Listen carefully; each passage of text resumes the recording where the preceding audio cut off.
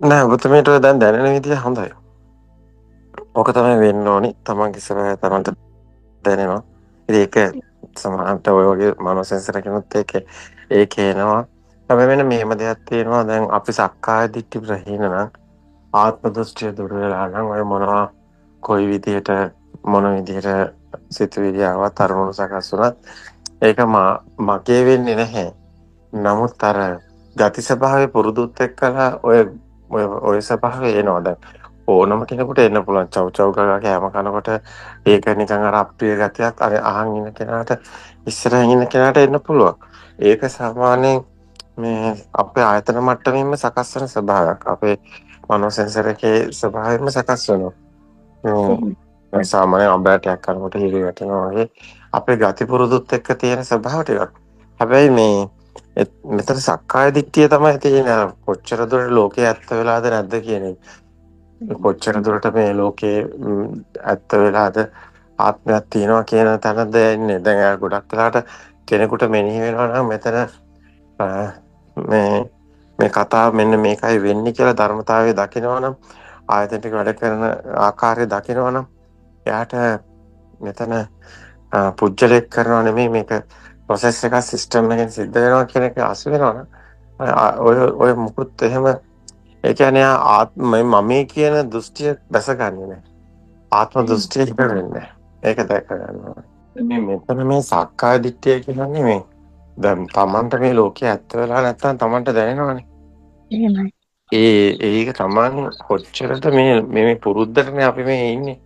මේ මම කියන්නේ පුරුද්දක්නේ පුරුද්දකටනේ. ඔක්කොම මම කියලා ගැට ගහන්නේ පුරුද්දක් නිසානේ. ඔන්න ඔතනයි මේකේ ලිහෙන්න ඕනි තැන.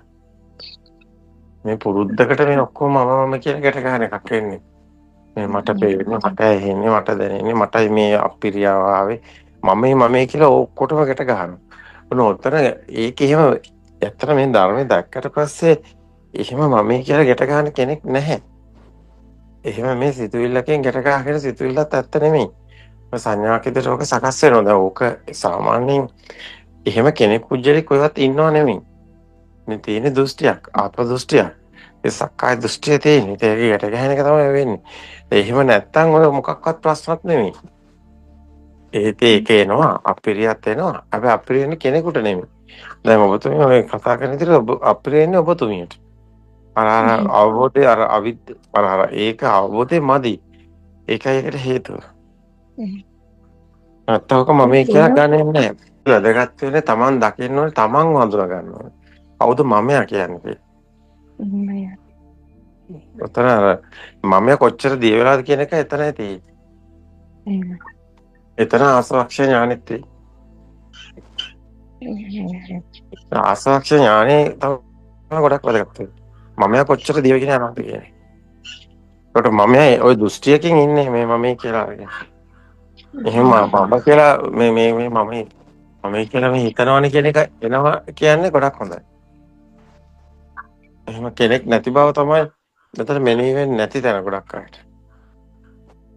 කෙනෙක් නැතුව වැඩපළ කෙරෙන බව දැනෙනවා කෙල්ල ඉවරුනහම අර ටිකක් අර වෙහෙස ගතියක් දැනුම ඒකත් දැනෙන්නේ කයටනේ කියන එක දැනෙනවා මේ දවස්වල ටිකක් විහිස වැඩි ඒ වුණාට මේ ඒකත් එච්චර අර මමෙක් නැතුව කෙරෙන බව දැනෙනවා ඒක සිතුවිල්ලකින් නෙමෙයි කියන එකත් දැනෙනවා.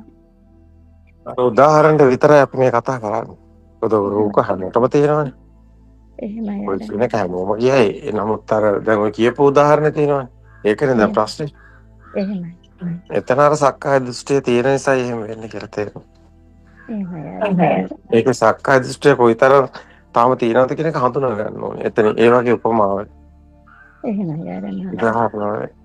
ඒතර ඒකත් දිය වෙන්න ඕනේ කියලා කියන්නේ. ඕක ආයෙ එන ඕක. ඔබතුමීට එහෙම පොඩි දෝෂයක් තියෙනවානේ අනිත් අය කනකොට දරා ගන්න බැරි එක. ඒක අර දැන් ඔය ගෙදර ස්වරූපෙත් තියෙනවා. අනිත් අයත් එහෙම ටික විනයක් ඇතුව හැසිරලා පුරුදු වෙලා නැහැ. ඒක ඔබතුමීගේ අර මමයා දැක ගන්නත් හැබැයි උදව් වෙනවා.